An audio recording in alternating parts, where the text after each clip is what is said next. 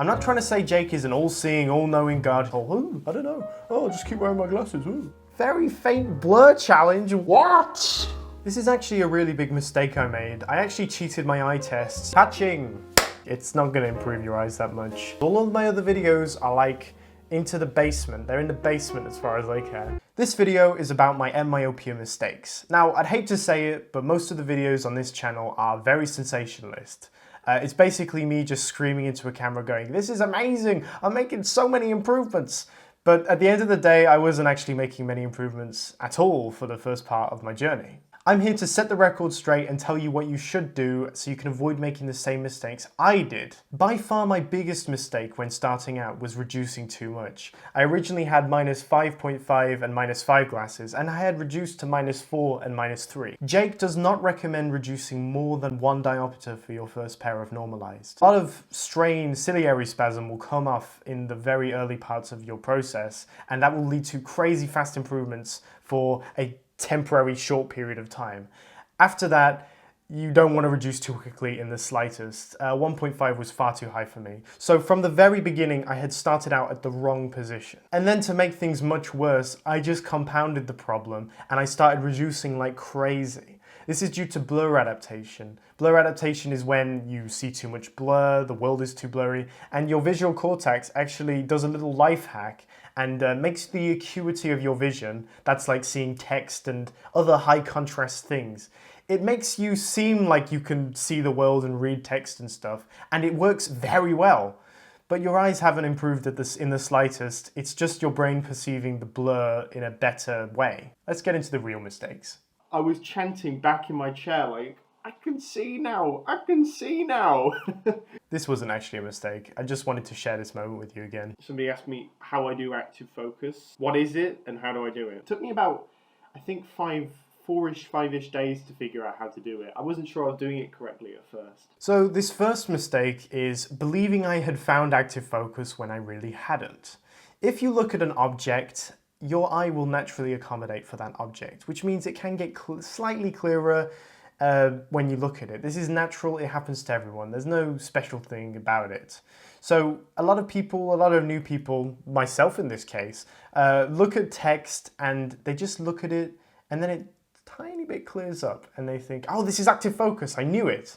But it isn't, because active focus is much more dramatic than that. The way I define active focus is that it has to be controllable, so you can activate it on command, and the effect has to be very significant. It shouldn't just be some tiny like fringe case. You should know that you've activated it and it's made a serious impact on your vision. You know when you go really cross-eyed, right? Like going cross-eyed does nothing for active focus. It makes your vision worse. Why would you want that? This is how a camera focuses, so this is how my eye should focus. And I like close one eye and like, you know, active focus it in. Slap on that active focus. I am toying around a bit, obviously. This is not what he says. You know, he says 4 to 6 weeks. This is how it's got to be. If you're new to the method, you don't want to toy around with the method in the slightest.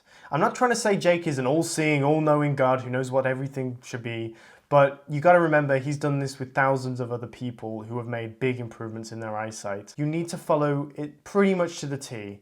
So I recommend you read all of the blog, pretty much all of the blog, watch all the YouTube videos, really stick yourself in, don't mess around, don't experiment too much to begin with. I think people's biggest deviation from what Jake says strictly should be how quickly they reduce. Jake says you'll improve 0.25 diopters every 3 to 4 months, but some people improve much faster than this, some people improve much slower than this. There seems to be a lot of variation, and this can be due to many things such as habits, how long you go outside, practices, just genetics. There's many different reasons. So how quickly you reduce could possibly be the biggest area of variation. So you can experiment there, I think, a little. But please rule out that you're not just suffering from blur adaptation before you start reducing really quickly, okay? The statistics show that over 1 billion people suffer from myopia. Actually, it's more like 2 billion people suffer from myopia. I don't know why I said 1 billion. The statistics are pretty clear. And they project that 50% of the world population will be myopic by 2050. It's almost as if this isn't a giant genetic contagion sweeping the world. Maybe it is something environmental. Ooh, I don't know. Oh, I'll just keep wearing my glasses. Ooh. I walk around the house a lot more without my glasses. This won't improve your eyes any quicker. There's no reason to do this. You should just wear your Normalised in your house. I guess I was just enjoying it too much. The blur adaptation must have been pretty good. And I think there is a pretty good direct correlation between how much active focus stimulus and stuff outside that I do and the results I get when I wake up in the morning the next day. So here, I actually say something completely right. I just didn't follow through with it in real life. I say there's a direct correlation between how much time you spend outdoors and how much your eyes improve. This is completely true.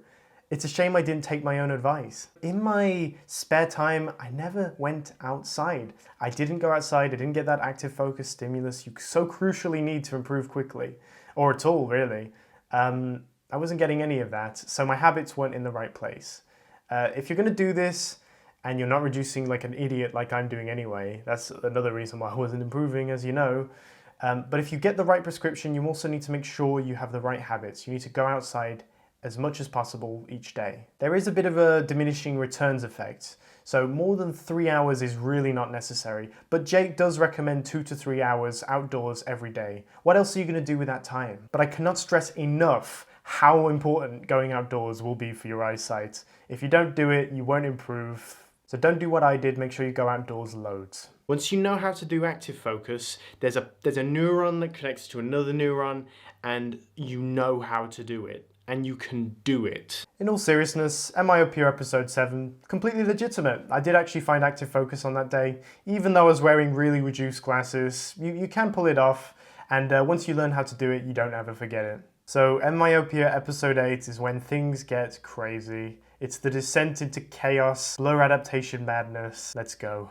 I think I'm at the sweet spot with these normalized at the moment because there's a very minor blur challenge to pretty much everything, but not like incomprehensible, like, oh, I want to give up. Not even close to that level. That was a complete lie. I mean, it was a half lie anyway. There was an incomprehensible amount of blur when I first put on that pair of glasses. It was like a cylinder that surrounded me. My blur horizon, what, you can't call it a horizon, it was just blur, right? That was the first day I wore it though. Blur adaptation is incredibly powerful. It will push your blur horizon back very quickly, and it's bad. So if you ever wear a pair of glasses and it's just blurry, those are not your normalized. They might be differentials, but they are definitely not your normalized. If you put really reduced glasses on and you have that cylinder effect where it's really blurry, and then you wait 2 to 3 days and blur adaptation kicks in by then and it's all okay, that's blur adaptation. You should be wearing more powerful glasses. I really don't know how long my fast improvement streak is gonna last. I really don't know how long my blur adaptation streak is gonna last. Where do we stand today, having had an official optometrist eye checkup? Well,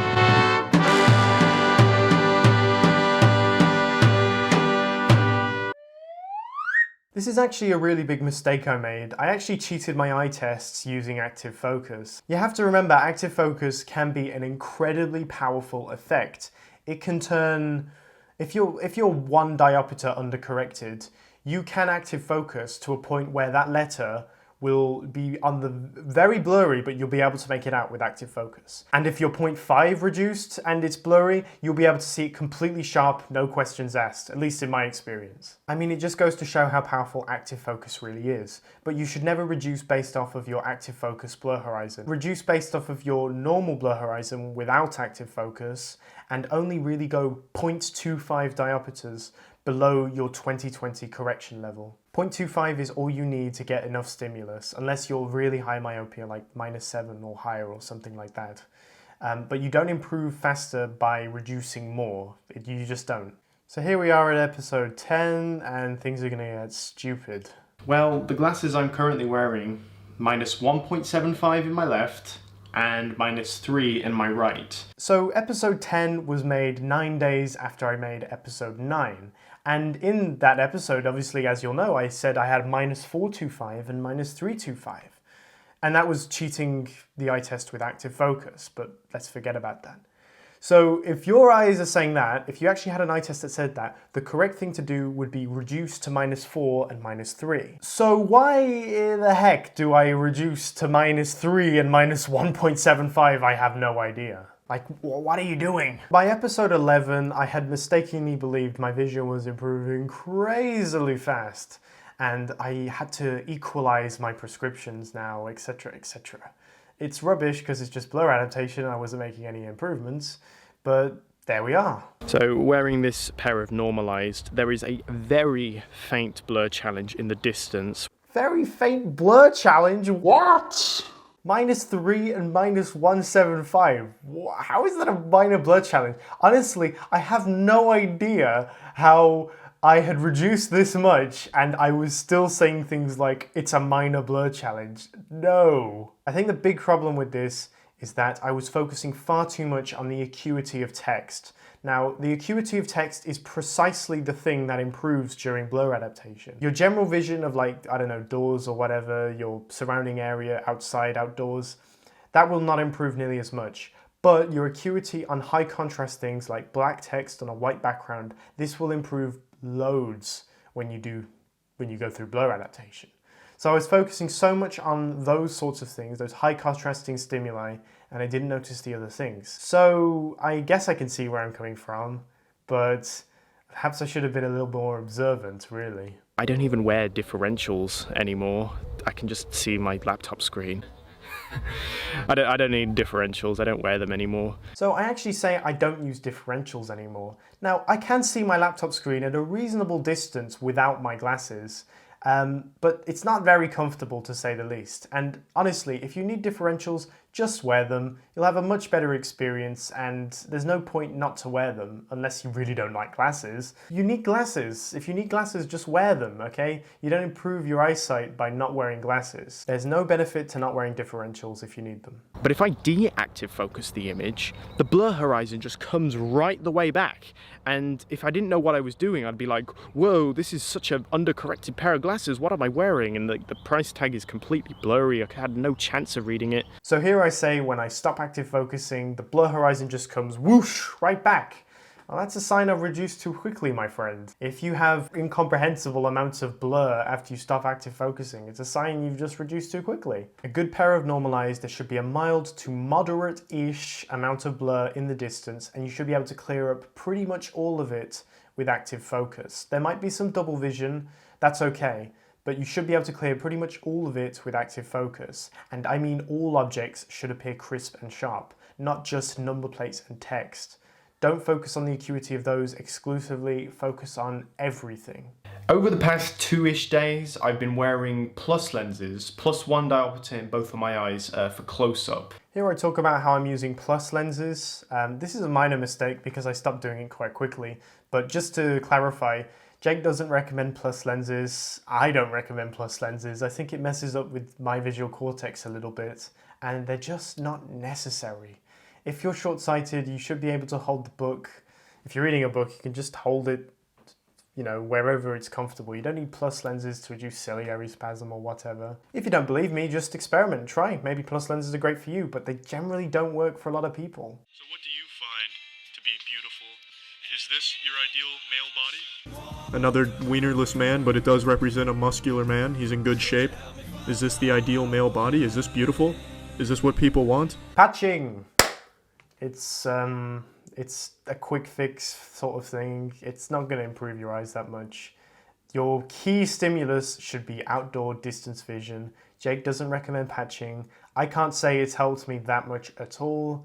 These videos are obviously completely worthless because it's just blur adaptation. Patching is an up-close activity, it's not at distance, and I have never seen many improvements from up-close activities. Patching is just not going to help you, I don't think. Someone, please break out the scientific measurements and everything, but just feeling my eyes on a casual feel, my right eye definitely feels bigger.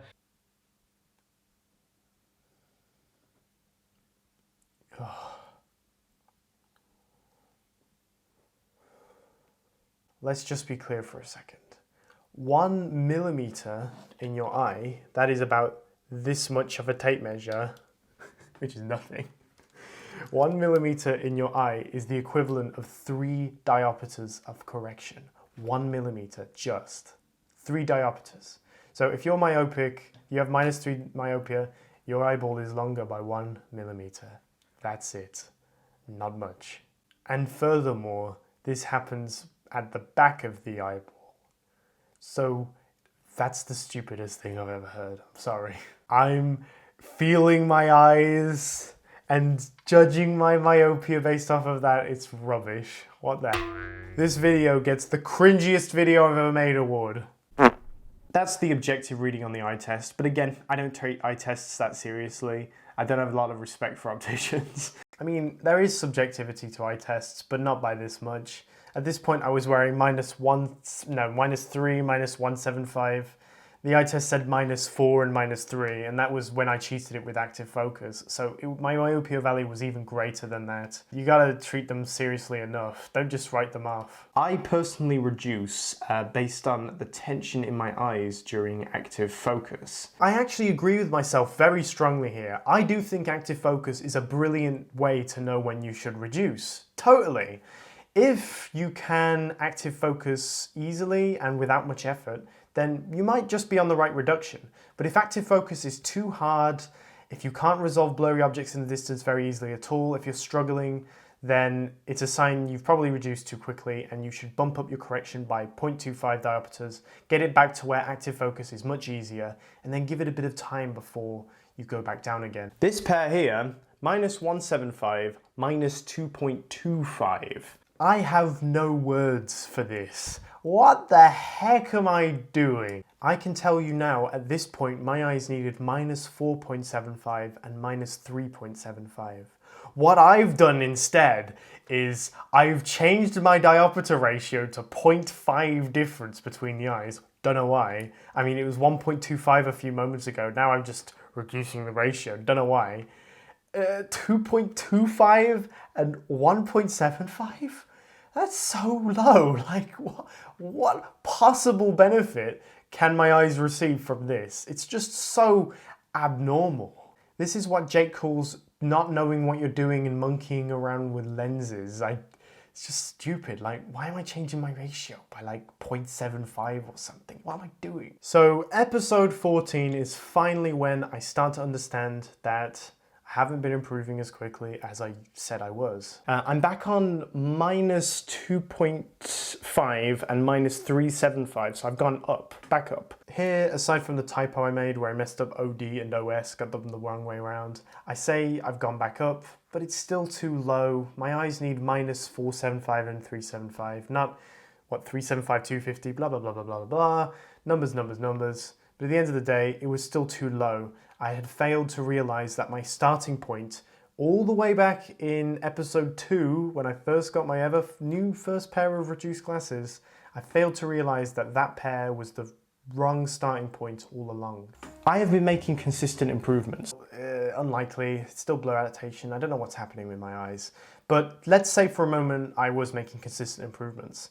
Well, that means nothing if your measuring technique is kind of rubbish, really. I've got this like lorem ipsum text. I just measure the distance at which I can read the text clearly without any strain or active focus. I've got my Excel spreadsheet and everything. When you're measuring your centimeters, don't obsess about the details of like, oh, how am I going to do it, right?